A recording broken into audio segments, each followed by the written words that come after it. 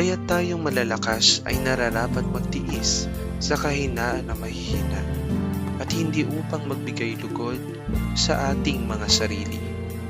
Roma, Kapitulo 15, versikulo 1. Bawat isa sa atin ay sangkap ng espiritual na templo ng Diyos. Walang makatatayo na mag-isa. Kailangan natin ang isa't isa para mabuo ang iglesia.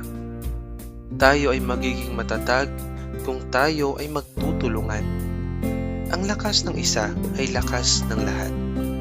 Kung tayo ay nagkakalapat-lapat at nagkakaisa bilang isang katawan, ay makagagawa tayo ng higit para sa misyon ng iglesia. Tayo ay inaasahang magbunga at ang ating mga bunga ay manatili.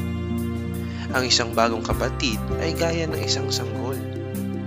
Tayo na naging matibay na sa pananampalataya ay may tungkuling tulungan at gabayan sila. Ito ang pagkakataon upang ating papagningasin ang init ng ating agape. Ingatan natin ang isa't isa upang wala nang mawalay pa sa atin.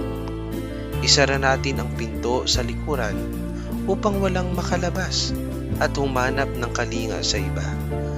Magagawa natin ito sa pamamagitan ng pag-iibigan at paglilingkuran sa isa't isa.